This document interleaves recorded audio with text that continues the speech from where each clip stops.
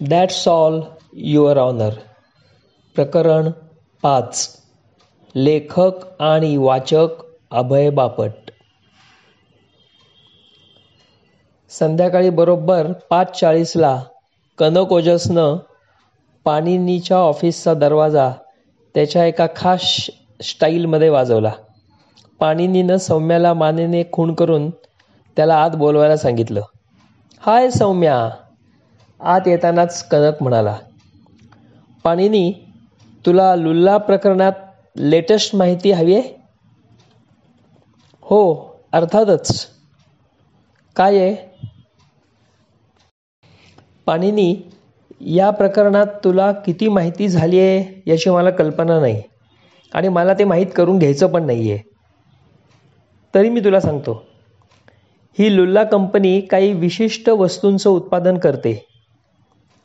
त्यांची कारखान्याची जागा एकदम बंदिस्त आहे. म्हणजे कशी की कोणी आलं आणि आत गेलं असं होत नाही. तिथल्या उच्च अधिकाऱ्यांना विशेष पार्किंग आहे. दारावर रखवालदार असतो. येणाऱ्या जाणाऱ्या माणसांची तो नोंद ठेवतो. आत जाणारे वाहन कंपनीचे स्टिकर लावलेले असते, त्यामुळे त्या वाहनांच्या वर वॉचमन लक्ष ठेवतो. पण बाहेर जाणाऱ्या वाहनांकडे मात्र त्याचं फारसं लक्ष नसतं. वाहन बाहेर जाताना तो फक्त ड्रायव्हरकडे जरा नजर टाकतो. ओळखीचा असेल ड्रायव्हर तर काही बघत नाही. अनोळखी असेल तर मात्र गाडी थांबवून पूर्ण चौकशी करतो. काल 5:45 वाजता तपन एका तरुणीला गाडीतून बरोबर बाहेर घेऊन पडला हे त्याला आठवत आहे. त्यांनी पोलिसांना त्या स्त्रीचं वर्णन सांगितलंय. आत्ता तरी असं दिसतं की ते वर्णन म्हणजे सर्वसाधारण वर्णन आहे. म्हणजे गडद रंगाचे केस होते, वयाने तरुण वगैरे वगैरे. म्हणजे त्यातून तिला ओळखण्यासाठी पोलिसांना खास काही मदत होईल असं ते वर्णन नाही आहे. पोलीस असं गृहीत धरून चाललेत की तपनने त्या स्त्रीबरोबर कंपनीच्या टेकडीवरच्या आउटहाऊसमध्ये भेट ठरवली असेल. ते दोघं तिथे गेले असावेत, एकत्र दारू प्यायले असावेत, तिथे आमलेट बिस्किटं वगैरे खाल्ली असावीत आणि नंतर त्या दोघांच्यात काहीतरी वाद झाले आणि मग तिनं त्याला भोसकलं असावं. साहजिकच पोलीस त्या तरुणीला शोधून काढून तिला प्रश्न विचारायला खूप उत्सुक आहेत. आणि बाहेर अशी बातमी आहे पाणिनी की तपन हा जरा स्त्रीलंपटच आहे, कनक ओजस म्हणाला. पाणिनीनं शांतपणे डोळे बंद करून कनक देत असलेली माहिती ऐकली. तो पुढे सांगायला लागला. पोलिसांचा असा अंदाज आहे पाणिनी, ज्या अर्थी ऑफिसची वेळ संपल्यानंतर अर्ध्या पाऊण तासाने ते दोघे गाडीतून बाहेर पडले, त्या अर्थी ती मुलगी त्या ऑफिसमध्येच काम करत असावी आणि त्यानं तिच्याशी त्या आउटहाऊसमध्ये भेट ठरवली असावी. आता या सगळ्याचा परिपाक म्हणून पोलिसांचा अंदाज जर तुझ्या आशिलापर्यंत पोचत असेल तर तिला तिची हकीकत काय आहे हे सांगायला तू भाग पाड. त्याने तिच्याशी अतिप्रसंग करायचा प्रयत्न केला म्हणून स्वसंरक्षणार्थ तिनं त्याला भोसकलं म्हणून असं तिने सांगू दे. पोलीस तिला पकडून प्रश्न विचारण्याच्या ऐवजी तिने हे स्वतःहून सांगणं योग्य होईल असं मला वाटतं. त्यातनं तू बघ, कनक ओजस म्हणाला. धन्यवाद मिस्टर कनक ओजस, पाणिनी पटवर्धन म्हणाला. तुझी माणसं कामाला लाव. ही आउटहाऊसची जागा नक्की कुठे आहे? कनक ओजसनं पाणिनी पटवर्धनला एक नकाशा काढून ती जागा कुठे आहे ते समजून सांगितलं. पाणिनीनं तो नकाशा घडी करून आपल्या खिशात ठेवला. ठीक आहे कनक, तू तुझं काम कर. मी आणि सौम्या रात्री जेवायला बाहेर जायचं ठरवतोय. तुला जेवण झाल्यावर मी परत कॉन्टॅक्ट करीन. पुढे काय करायचं ते मला जरा विचार करू दे. नंतर सौम्याकडे बघून पाणिनी म्हणाला, पोलिसांना जरा 1-2 तास काम करू देत. मग त्यांना बरोबर उत्तर मिळेल आणि नंतर ते आकृती सेनगुप्ताला शोधायला सुरुवात करतील. सौम्या, तुझ्याकडे आकृतीच्या त्या मैत्रिणीचा देवनारमधला पत्ता आहे ना? सौम्याने मानेने होकार दिला. हां, मग लाव तिला फोन, पाणिनी म्हणाला. फोन लावून आकृती आहे का असं विचारू का? सौम्याने विचारलं. नाही नाही नाही नाही, अजिबात नाही. फोन लाव आणि मैथिली आहुजा आहे का असंच विचार. सौम्या सोनीनं त्याच्याकडे पटकन नजर टाकली आणि फोन लावला. फोन लागल्यावर ती म्हणाली, सर, मैथिली आहुजा बोलतीये. पाणिनीनं फोन उचलला आणि विचारलं, मिस आहुजा? येस, ती म्हणाली. मी ॲडव्होकेट पाणिनी पटवर्धन. पण फोनवरून माझं नाव विचारू नकोस. तू आकृती सेनगुप्ताशी बोललीस का? हो, अर्थातच. पण माझा विश्वासच बसत नाहीये की मी तुमच्याशी बोलतेय. मी फार मोठी चाहती आहे तुमची. मैथिली एक्साईट होऊन एकदम म्हणाली.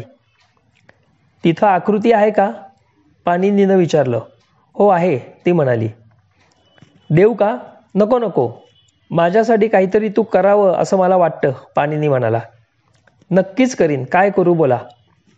एकतर तू पलीकडून कमीत कमी शब्दात माझ्या प्रश्नांना उत्तर दे, म्हणजे आकृतीला कळणार नाही की तू नेमकी कोणाशी बोलतेस, पाणिनीनं सांगितलं. ठीक आहे. आता मला सांग मैथिली, तू तिला मदत करायला तयार आहेस? हो नक्कीच, ती म्हणाली. तुझ्याकडे गाडी आहे? हो आहे ना, ती म्हणाली. आकृती कुठे राहते तुला माहिती आहे ना? हो अर्थातच, ती म्हणाली. तिला काहीतरी बहाणा सांगून तिथनं बाहेर पड.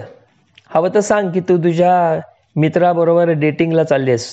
तिला सांगू नको की मी तुला तिच्या अपार्टमेंटमध्येच बोलवलंय म्हणून. नंतर तू तुझ्या गाडीत बस आणि सरळ आकृतीच्या अपार्टमेंट जवळ ये. पण तिच्या घराच्या जवळ गाडी नको लावू, एखादा चौक अलीकडेच लाव. ओके? बरं, मला एक सांग, तू सिगरेट ओढतेस? छे, काहीतरीच काय, ती म्हणाली. मग एक काम कर, जेव्हा तू त्या अपार्टमेंटच्या समोर येशील तेव्हा एक सिगरेट शिलगाव. अहो, हे जरा विचित्र नाही का, ती म्हणाली. म्हणजे रस्त्यावर सिगरेट ओढायला मी तुला सांगतोय हे विचित्र आहे का स्त्रीनं सिगरेट ओढणं विचित्र आहे? काय म्हणायचंय तुला? पाणिनी म्हणाला. हो हो, तसंच म्हणायचं होतं मला, ती म्हणाली. ते विचित्र दिसावं म्हणूनच मी तुला तसं सांगतोय. विचित्र दिसेल पण कोणाला संशय नाही येणार, कारण काही स्त्रिया सिगरेट ओढतात. तू सिगरेट ओढलीस की तूच मैथिली आहुजा आहेस हे मला कळेल आणि मग मी तुझ्याकडे येईन. पण समज सिगरेट ओढल्यानंतर सुद्धा मी पुढच्या काही मिनिटात तुला भेटायला आलो नाही, तर तू असं समज की काहीतरी धोका आहे म्हणून मी येत नाहीये आणि तू तशीच पुढे चालत राहा. एखादा चौक पुढे जा, नंतर सरळ तुझ्या गाडीत बस आणि निघून जा. समजलं नक्की काय ते? पाणिनीनं विचारलं. मला वाटतंय मला नीट समजलंय सगळं, मैथिली म्हणाली. तुला इथे पोचायला किती वेळ लागेल मैथिली? मी साधारण अर्ध्या तासात पोहोचू शकते. छान, निघ तर मग. मी सांगितलेलं सगळं नीट लक्षात ठेव, पाणिनी म्हणाला. त्यानं फोन ठेवला आणि सौम्याला म्हणाला, तुला जरा इथे थांबायला लागेल सौम्या, फोनजवळ. माझ्याबरोबर नाही येता येणार तुला. मला माझा छोटा कॅमेरा दे बघू आणि ती छोटी बॅटरी पण दे. आणखीन एक, आपल्या फोटो डेव्हलप करणाऱ्या माणसाला सांग की मला काही प्रिंट्स काढून घ्यायला लागतील जरा उशिरापर्यंत रात्री, त्यामुळे जरा तू स्टुडिओतच थांबायला सांग त्याला. सर, तुम्हाला किती वेळ लागेल यायला? म्हणजे काळजी नका करू, मी थांबेन तुम्ही येईपर्यंत, सौम्या म्हणाली. पाणिनी लगेच गाडी काढून निघाला. आकृती सेनगुप्ताच्या अपार्टमेंटपासून थोडी दूर गाडी त्याने लावली. आपला कॅमेरा घेतला आणि एका इमारतीच्या सावलीत मस्तपैकी सिगरेट ओढत सहज कोणाला दिसणार नाही अशा पद्धतीने वाट बघत उभा राहिला. थोड्याच वेळात एक तरुण मुलगी झपझप चालत अपार्टमेंट जवळ आली. समोर थांबून तिने निवांतपणे सिगरेट बाहेर काढली, ओठात ठेवली. नंतर आपल्या पॅन्टचे खिसे चाचपून काडेपेटी शोधायचा अभिनय केला, जेणेकरून पाणिनीचं लक्ष वेधून घ्यायला पुरेसा वेळ मिळेल अशी दक्षता तिने घेतलेली दिसत होती. एकंदरीत पोरगी तयारीची दिसत होती. पाणिनी खुश झाला तिच्यावर. तो तिच्या दिशेने गेला. मैथिली आहुजा? त्यानं विचारलं. पाणिनी पटवर्धन? तिनं उलट प्रश्न केला. चल लगेच जाऊ, पाणिनी तिला म्हणाला. कुठे जायचं आहे आपण? तिनं विचारलं. आकृती सेनगुप्ताच्या घरात.